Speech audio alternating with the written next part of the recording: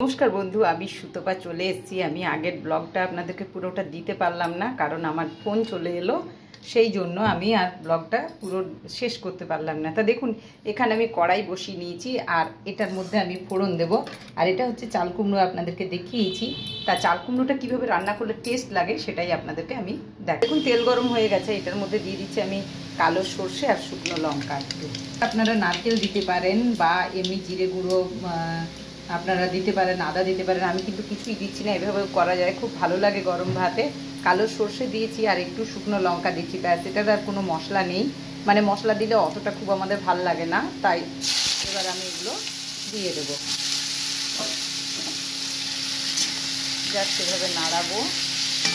পরিমাণ মতো নুন হলুদ দেবো, হলুদ দিয়ে দিলাম পরিমাণ মতো। আপনারা কিন্তু গ্যাসের আঁচ কমিয়ে বাড়িয়ে করবেন, দেখবেন আপনি জল বেরোবে, আর যত নাড়াবেন আস্তে আস্তে জল বেরিয়ে যাবে। দেখুন এবার এটা আমি ঢাকা দিয়ে দেবো। দেখুন বন্ধুরা, আমি এখানে জল নিয়ে নিয়েছি, আর আমি ছেলে আলু ভাজা ছাড়া খেতে চায় না, তাই আলু ভেজে দেবো। তা দেখুন, জলে কিন্তু প্রথমে ফেলে রাখবেন অনেকক্ষণ, মানে আলুটা কেটে নিয়ে। তা আপনাদেরকে দেখাচ্ছি যে কীভাবে করলে মচমচে হবে, তাছাড়া জল জল হয়ে যাবে। তা দেখুন এইভাবে এবার এটা আমি কেটে নিই, তারপর এটার মধ্যে ফেলে দেবো জলে। চলুন খুলে দেখি, এটা একটা সুন্দর গন্ধ বেরিয়ে, চাল কুমড়োর গন্ধটা খুব সুন্দর লাগে। যারা ভালোবাসেন চাল কুমড়ো, আবার অনেকে যেমন আমার ছেলেরা বলে, মা কি একটা খাদ্যের গন্ধ উঠেছে, সেও বলুক গা, তা আমাদের তো ভালো লাগে, কি বলবি। তা যাই হোক, যারা ভালোবাসেন তাদের জন্য বলছি। আমি একটু কিন্তু কাশ্মীরি লঙ্কার গুঁড়ো দেবো, সাদা সাদা ভাবটা যাওয়ার জন্য, আর কিন্তু কিছু দেবো না। আপনারা চাইলে দিতে পারেন একটু জিরে গুঁড়ো, ভালো লাগবে। আমি এইটা দিয়েই আমি আস্তে আস্তে সেদ্ধ, আরেকবার ঢাকা দেবো, তারপরে ভালো করে ভাজা ভাজা মতো একটু করে দেবো। একটু নুন, মানে চিনি দেবো, একটু মিষ্টি না দিলে ভালো লাগে। আর আমার আলু কাটা হয়ে গেছে, এই দেখুন আমি একদম জলে ডুবিয়ে রেখেছি, এখন মিনিট 10 এটা ডুবে থাকবে। আর আমার এই যে জন্য করলা, মানে আমার খাবারই বেশি, ছেলে কিন্তু কিছুই খায় না, তাই যে আমার জন্য নিয়ে এসেছি করলা, ও খাবে না। এগুলো হতে হতে আমি এখানে পোস্ত নিয়েছি, সর্ষে নিয়ে, সাদা সর্ষে কালো সর্ষে, 3 রকম আমি নিয়েছি। সাদা সর্ষে, কালো সর্ষে, পোস্ত। এটা কিন্তু আমার ইলিশ মাছটার জন্য, এটা আমি রেডি করে নেব। আমাদের আবার ছোট্ট ইলিশ মাছ ভালো লাগে, বড় ইলিশ মাছ ভালো লাগে না। ওর বাবা আনে, আমাদের খুব একটা পছন্দ না এই বড় ইলিশ মাছ, তার থেকে ছোটো ইলিশ মাছগুলোর টেস্ট বেশি, সেই জন্য আমি বাজার থেকে ছোট্ট ইলিশ এনেছি। তো এটাকে আমি আবার তুলে নেব। এরকম আঁচটা কমা বাড়া করলে কিন্তু নিজস্ব জলটা বেরিয়ে যাবে। রান্না, এইসব রান্না কিন্তু একটু ধৈর্য না হলে রান্নাগুলো ভালো হয় না। আর এটা আপনারা নারকেল ঘি গরম মশলা দিয়ে অনেকে করে, বেশ ভালো লাগে। আমার আবার এটাই ভালো লাগে, গরম ভাতে একটু মিষ্টি মিষ্টি তরকারি আমার খুব ভালো লাগে।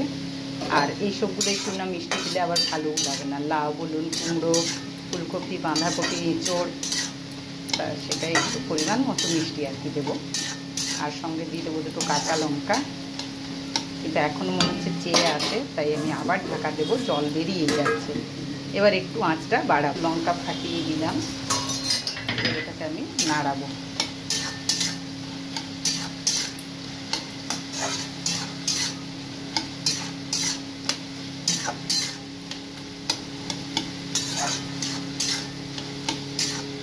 এই সময়টা কিন্তু চাল কুমড়ো হেভি লাগে খেতে, বেশ ভালো লাগে। আর এসব রান্না অনেক ধৈর্য, এগুলো সময় না নিলে কিন্তু, এই রবিবার দেখে করলে ঠিক আছে, একটু সময় পাওয়া যায় বেশি রান্না করতে অন্তত।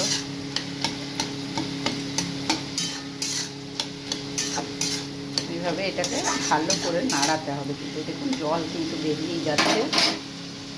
তো দেখুন, কথা বলতে বলতেই কিন্তু আমার শিলনোড়াটা আমি রেডি করে দিলাম। এই যে ভালো করে ধুয়ে নেব এভাবে জল দিয়ে।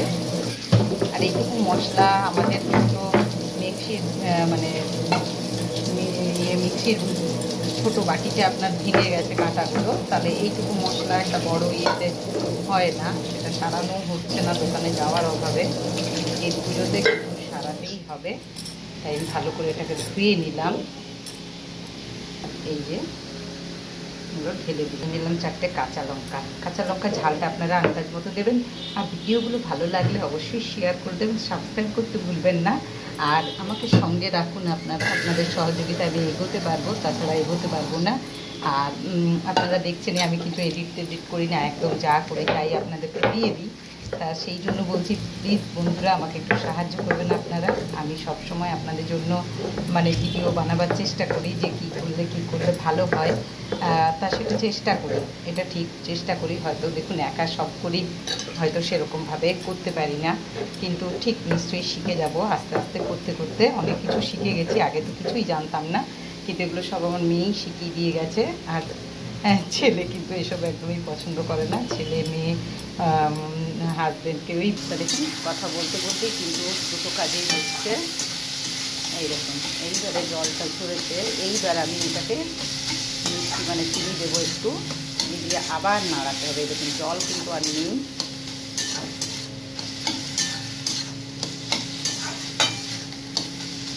পরিমাণ মতো একটু চিনি দিয়ে দেবো।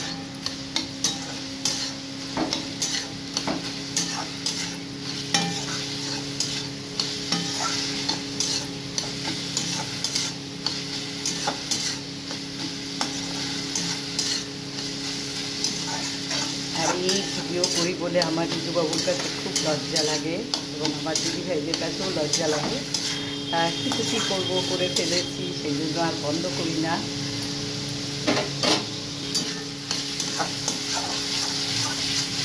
এরকম একটা মাখা মাখা তরকারি হবে। আসলে এটা ভীষণ জল কাটে, তাই ভালো করে এটাকে কড়াইতেই জলটা মাখতে হবে। এদিকে জুসি থাকবে, এদিকে আবার শুকনো থাকবে, তাহলেই ভালো লাগবে। এটা গরম ভাতে কিন্তু অপূর্ব লাগে, আপনারা একদিন খেয়ে দেখবেন, করে বেশ ভালো লাগবে।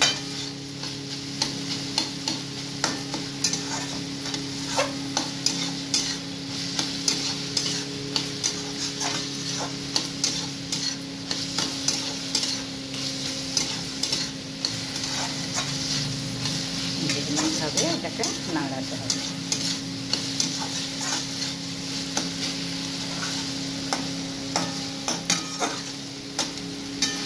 দেখুন আর একটুও জল নেই, আর শুকনো শুকনো গরম ভাতেই হেভি লাগে। এরকমই করে করবেন, কোনো মশলা ছাড়া একদিন করে দেখুন। মশলা দিয়েও ভালো লাগে, মশলা না দিয়েও ভালো লাগে, কিন্তু মশলা না দিয়ে একদিন আমার মতো করে দেখুন, খুবই ভালো লাগবে। করে দেখাই যায় একদিন, কি বলুন বন্ধুরা। আর নেক্সট ভিডিও নিয়ে আমি আবার আসছি। সুতপা বানাবো আমি মানে সর্ষে ইলিশ। দেখুন এখানে মাছ নিয়ে নিয়েছি আমি, একটা ছোট্ট ইলিশ মাছ, এই যে 3 টুকরো করে নিয়েছি। এই ইলিশটাই আমি কীভাবে করব আপনাদের সাথে শেয়ার করব, আর এই জন্য এগুলো বেটে দিচ্ছি। তার সঙ্গে থাকুন, আবার নেক্সট ভিডিও নিয়ে আমি আসছি। সুতপা সঙ্গে থাকুন, সাবস্ক্রাইব করতে ভুলবেন না কিন্তু।